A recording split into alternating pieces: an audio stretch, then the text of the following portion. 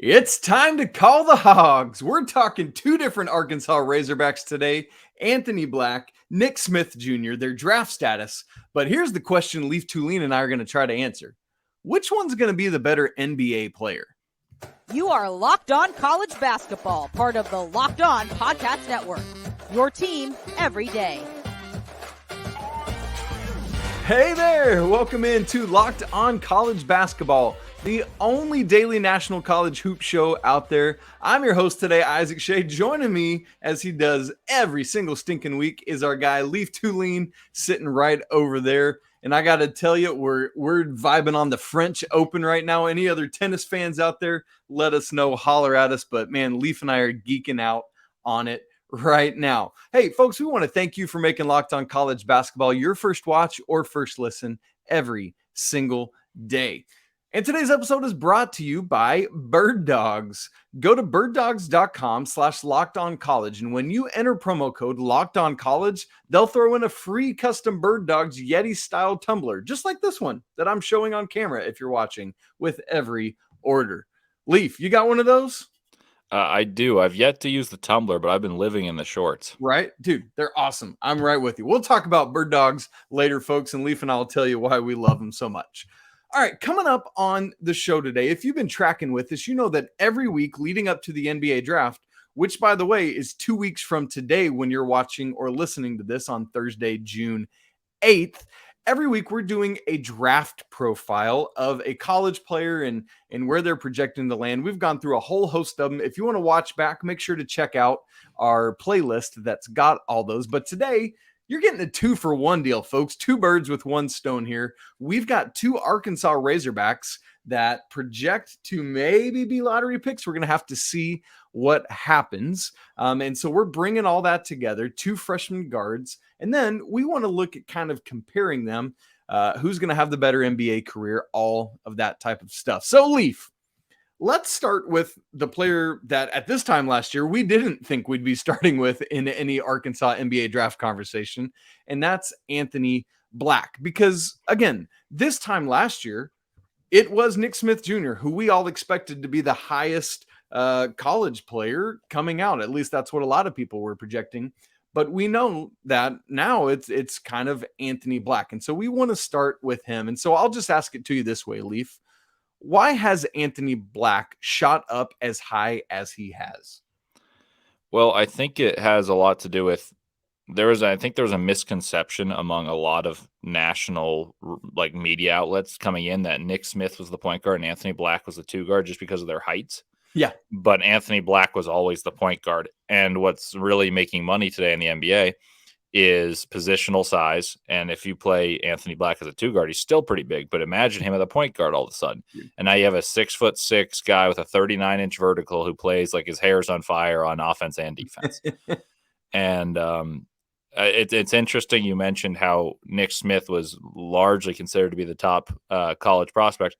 He was someone that I never really liked coming out of high school. And I'm going to put this in terms of relative things. Compared to everyone saying he could be a top 5 pick. Yeah. I always had him around 10 to 15 personally.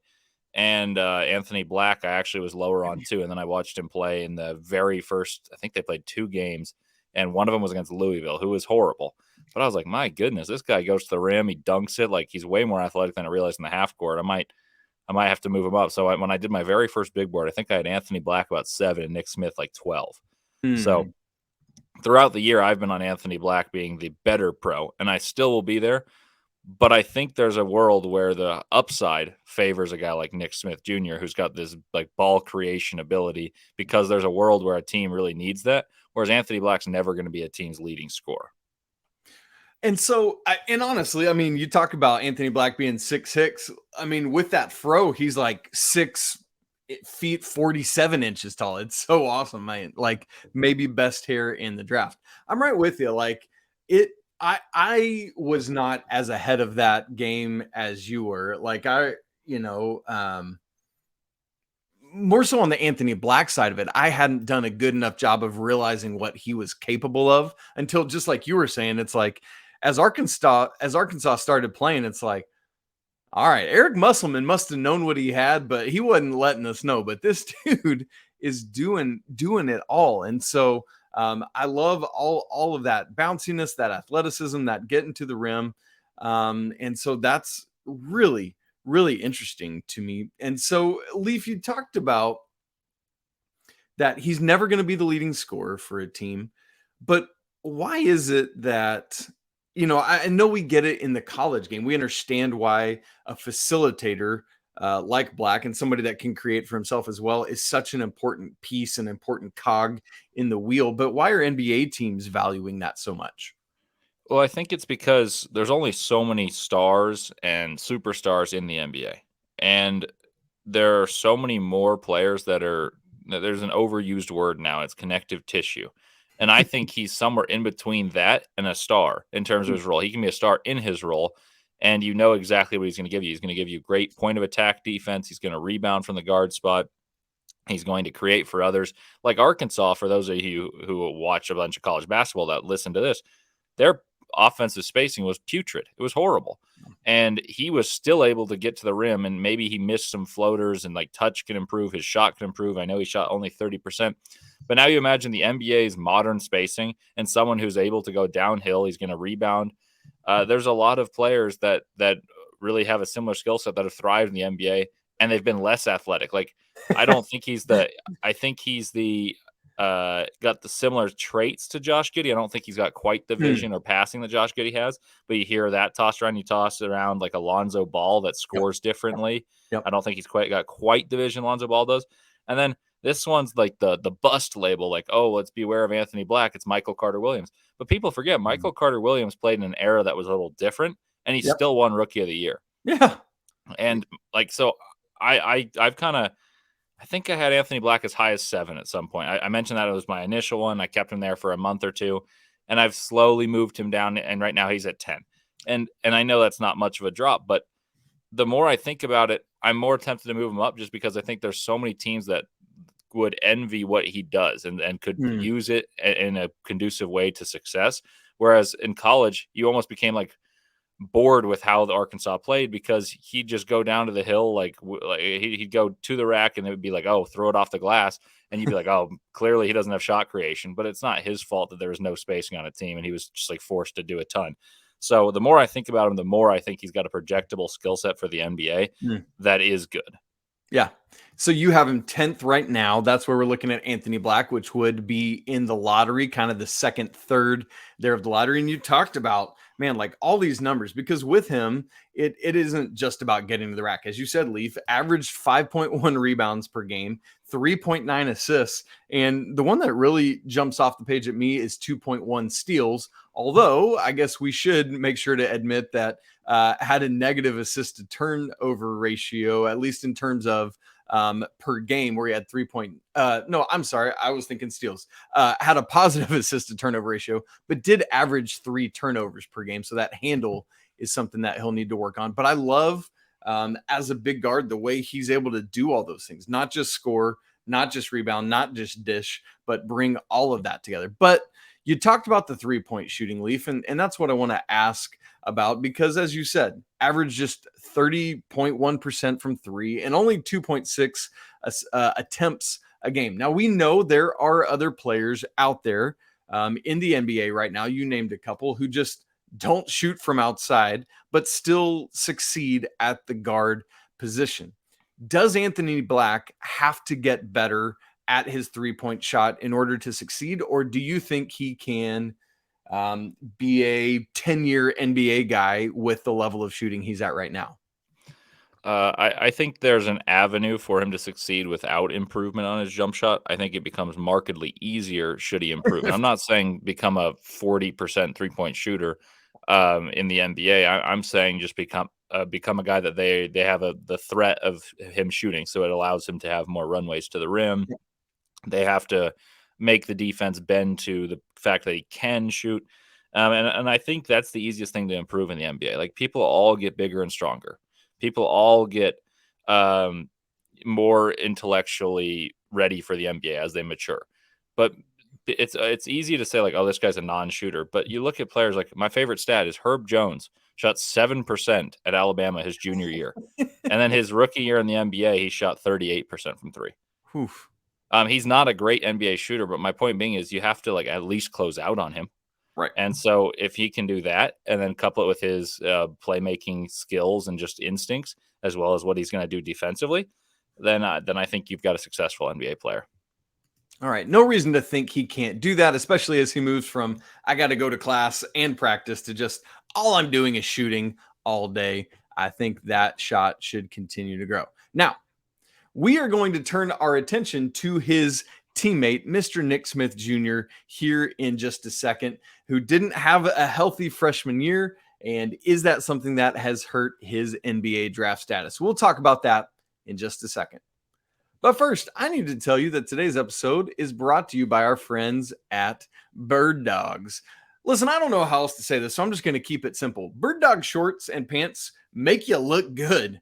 The Bird Dog stretch khaki shorts are designed to fit slimmer through your thigh and leg, giving you a truly sculpted look. And I don't know about you, Leaf, but I need help with a truly sculpted look. Bird Dog shorts do the exact same thing as what Lululemon does, but they fit way better. And these shorts and pants also fit better than like regular shorts that are made of stiff, restricting cotton. How so? Well, Bird Dogs has fixed that by inventing cloud knit fabric that looks just like khaki, but stretches so that you get a slimmer fit without sacrificing movement. Bird Dogs also uses anti-stink sweat wicking fabric that keeps you cool and dry all day long. And as somebody that wears these all the time, Leaf does as well, we can testify that that is exactly true. In fact, as we said earlier, I'm drinking out of my free tumbler from Bird Dogs right now. I just finished working out a bit ago and I was wearing my Bird Dog shorts, and man, it's so nice to be able to utilize those. So if you're interested in getting some of these too, like me and Leaf, go to birddogs.com/lockedoncollege. Enter promo code LOCKEDONCollege for a free one of these Yeti style tumblers yourself with your order. Once again, that's birddogs.com/lockedoncollege for a free Yeti style tumbler. You won't want to take your Bird Dogs off. We promise you. All right, Leaf, let's switch from one Arkansas Razorback to another, Mr. Nick Smith Jr. Now, as we've talked about, like Nick Smith Jr. last season, his freshman year at Arkansas, only played 17 games. He wasn't able to show off all the things that everyone expected him to do, but he did play. Leaf, before we even get into his game, one question that I want to ask is there's this debate that's been going on for a while of like, should you just shut it down or is it better to show what you can do? Zion Williamson was an example of this, of somebody that everyone was like, hey, once you blew out the shoe, just don't come back. And yet he did. The same is true of Nick Smith Jr. He was trying to get out there, trying to play for Arkansas. Do you think that was the right decision for him, or did he hurt his NBA draft stock? I would say that he didn't hurt it too much if he did hurt it. I think the start of the year, he wasn't good enough to have like this, oh, you can shut it down label and like your stock won't fall. So I would say that if he hurt it, it's marginal. I think a lot of people still buy the creation he did in high school, the ability he still was able to generate shots for himself. And some people view him as a point guard, even though he didn't play it at Arkansas. So that helps him because now he's bigger comparative to his position. And like I mentioned, positional size is like the key word right now. And like all these wings, they're like, oh man, look how big he is compared to his position. Look at the big guard, Anthony Black, Osar Thompson, Amin Thompson, all these guys. So now if he's instead of a two guard, you have a guy that has a scoring chops and has the creation ability, suggesting a good handle. Now, can you teach him to pass? And I think that's something they like the executives probably believe they can. So I think he's still got a very good chance of being a lottery pick based off upside. I would say his floor is a little lower than some of the lottery guys, just because you don't know exactly what you're going to get because it's projection rather than what you saw from him at Arkansas this past year. So my guess for him is he probably goes between 11 and 16, somewhere in there. I actually am a bit lower just because I'm a bit of a skeptic about his point guard prowess. But should he be someone who scores maybe the ilk of a six man? Or I used this comparison for Keontae George earlier in the year, and I truly believe that one is Jamal Murray. But I'll say it this way. I don't think he's going to necessarily the player that Jamal Murray was. Jamal Murray was the 7th pick before he learned how to play point guard. He was that good. But now he's a point guard who's able to run the offense, but he's with a generational passer, so he doesn't have the weight of running an offense. Now, if you were to put Nick Smith on a team that has a guy who can run the offense, and so they can like share the duties, and you have his ability to score, now that presents you a large amount of upside, and that's what the appeal is for taking him in the lottery still. And it's the same thing with Keontae George. So there's a world where he's a better pro than is Anthony Black. I think Anthony Black's just easier to slot into more teams. Man, that's so interesting. And so, like, it makes me wonder, like, I know we got, double-digit games of Anthony Black and Nick Smith Jr. together, but when you talk about Nick Smith Jr. and why you weren't as high on him as maybe some of the other people coming into last season in college basketball, what was it that you think others were so high on, and why do you think it is that you weren't as high on him? Okay, I have an answer. I don't know if it's a good one, but so I played basketball, and I was a good high school player, but not great. But my issue is I was never able to get to the rim. I wasn't fast enough. So I developed a very good floater and touch, and guile was the way I'd score, shooting and guile. I don't want my lead guard to be reliant on those things. And that's what Nick Smith was touted for. They're like, man, what a good floater. He's got tremendous ability to be patient near the rim.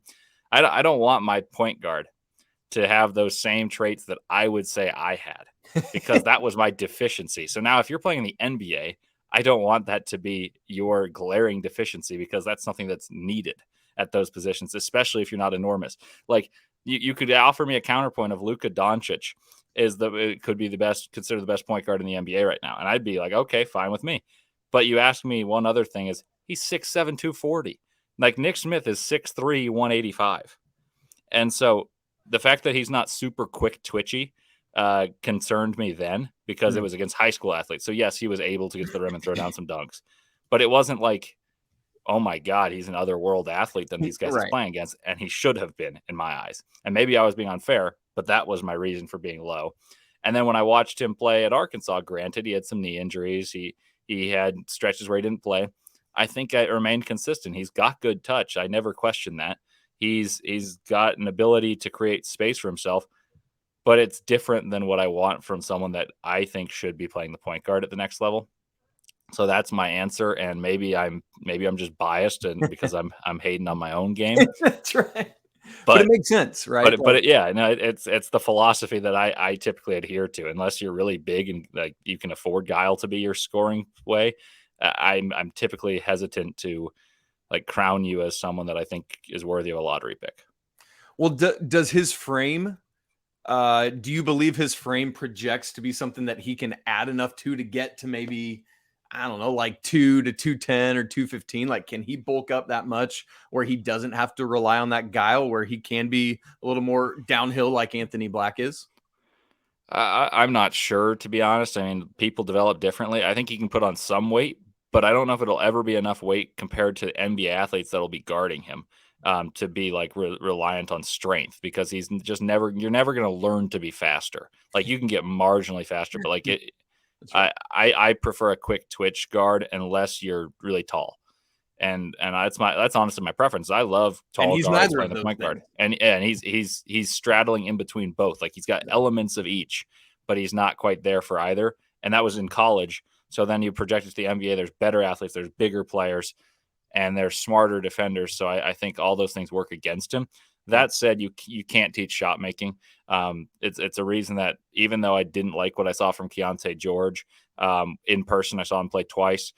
I was disappointed, and then I saw him at the combine, and he was the best shooter at any of the pro days I attended.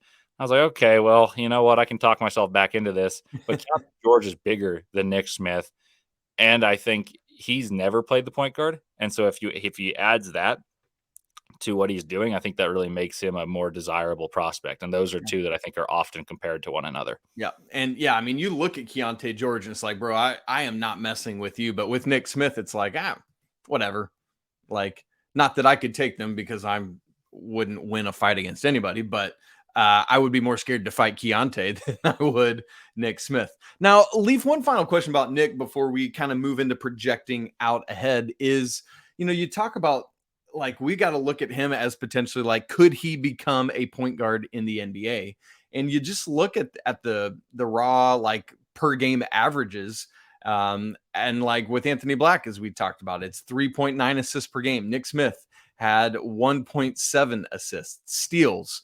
Anthony Black had 2.1. Nick Smith was at 0.8. With the assists specifically, do you think that's a function of Nick Smith just not capable of doing it yet, or more that like Anthony Black was just doing it at a much higher level and was running the show for Arkansas last year while Nick Smith was off the ball, so didn't need as much shot creation for others?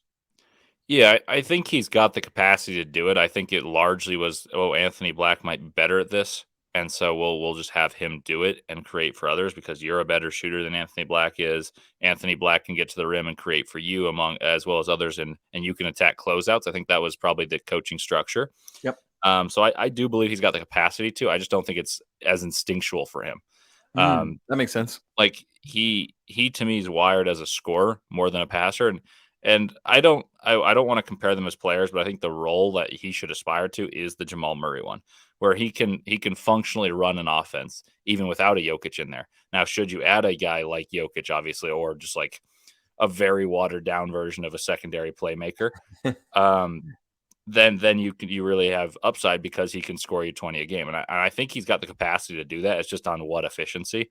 And that's the thing about Jamal Murray is Jamal Murray's bigger, a better shooter, and I think he's more crafty. Like, and this is not a knock on Nick Smith. I think Jamal Murray's a tremendous player. I thought that when he was at Kentucky. Right, exactly. So I think that's the role he should aspire to have. And point guard will make Nick Smith more money than two guard. But I think the fact that he's so wired to score allows him to have a couple more chances just because, if you saw him do it at one level, like you did in high school, then there's a very real possibility he can do it at the next. Yeah. Man, and so some of that, it sounds like then will be kind of roster makeup dependent upon where he goes and what he will be asked to do or who's on the floor at any given time. And so it's going to be really interesting to see where Nick Smith does end up going. Does he sneak into the lottery? And let's end the Nick Smith conversation on just that point. End of the day, take me 2 weeks into the future, Leaf. Are both of these guys drafted in the lottery, projecting ahead, yes or no?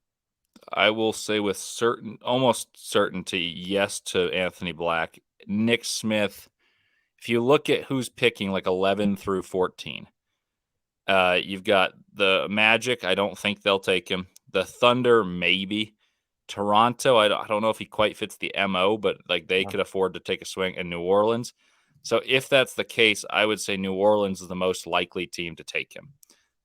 So I will say, if you ask me like top 16, 17, I'd say pretty sure. Yeah. I'm a little less confident about lottery, but I'd say it's probably more likely that both go in the lottery than not. I'm like very narrowly. I certainly wouldn't go to Vegas with my insights here. I will eventually try to bet on some of this stuff when I hear some inklings, but this is one that I think is really splitting hairs. So it could very easily be like 14th pick versus 15th pick. Well, just to project ahead a little bit to get everyone excited, we did a mock draft here at Locked On, and they did both sneak in, by the way. The Dallas Mavericks took Anthony Black 10th, and then the Pelicans, with the last pick in the lottery, took Nick Smith Jr. at 14. And so, sorry if you're wanting to watch it and I just spoiled it for you, but there you go. And Leaf and I are both going to be part of that broadcast as well, so make sure you tune in to that. Okay. So we want to move on and look ahead at kind of, because these two guys played together last year, a little bit of comparison. Who's going to have the better NBA career? Who's got the higher ceiling, the higher floor? And then I want to talk about, is Anthony Black the beneficiary of Nick Smith Jr.'s injuries last year? And we're going to have all those conversations in just a second. All right, we're joined by our guy Leaf Tulane today on Locked On College Basketball. We're talking Anthony Black and Nick Smith Jr., two freshman guards out of the University of Arkansas, both projected first-round picks, maybe even both going in the lottery, as we just said. And so, Leaf, here's where I want to start this final conversation. Anthony Black burst onto the scene last year, as you talked about earlier, had this phenomenal start to his college career. But Nick Smith Jr. wasn't part of that lineup. And so I've wondered this ever since then. I've battled myself on it so far this summer. Was Anthony Black the beneficiary of Nick Smith Jr.'s injury, or do you think he would have done this anyway, even if Nick Smith had been in the lineup all along? I think there's grains of truth to that. I think he became more in the spotlight of executives and just how Arkansas played in the realm of college basketball. But I think the fact that you had these unteachable things that he does so well, like he defends unbelievably, he rebounds, he creates, and his size, he's 6'6" and a really good athlete. So I think regardless, he was going to be productive and he was going to catch the eyes of scouts. And then the fact that I'd say his best trait outside of like athleticism is passing, it made sense for him to be a guard and a point guard, a lead guard. So I think even with Nick Smith being more prevalent, I think it was likely Anthony Black was still the point guard. Like I mentioned earlier in the show, I think people had a misnomer on Nick Smith just because of size that he was a true point guard. To me, I viewed him as a shooting guard or at best a combo guard. And that's what he'll have to cultivate at the NBA. Whereas Anthony Black was labeled a shooting guard, but truly was a point guard all along. And I will admit that I was not as privy to that as I should have been. And that's probably why I was a little low on him coming in. I thought, well, you know what? If this guy can't shoot, like I watched a couple games, I was like, he can't really shoot. And if he's going to play the 2 next to Nick Smith, then I've got my questions. And then from the very first game, I realized I was like, oh, he's the point guard. Like that's very apparent. So I think there is truth that his stock like gained recognition. It got better due to Nick Smith being injured and not all the time there. But I think it would have been a fairly similar story just because of you can't teach productivity and athleticism like Anthony Black created. Yep. And because of their differing skill sets, it almost feels like it works well together. They're not butting heads, each trying to run the show, as we'll see with some other college teams who either don't do it well or have 2 combo guards in the backcourt and it just doesn't work. This did well for Arkansas, and Coach Musselman clearly knew what he was doing. Interesting, and this is probably a conversation for another day, but we just make these assumptions based on you look at a player's bio and it's like, oh, there's his height, they're the starting backcourt, there's your point guard, there's your shooting guard, and we have to do a better job of looking at actual skill sets. And so that's an interesting thing that we've got to remind ourselves and other people that watch this game. Now, the ceiling question is always the question that comes into play. Who has the higher ceiling? But sometimes I think it's a more interesting question, Leaf, to ask who has the higher floor, because that person is more trustworthy. That person is like, we know what we're getting night in and night out. And so I don't want to ignore the ceiling question, but I first want to ask the floor question.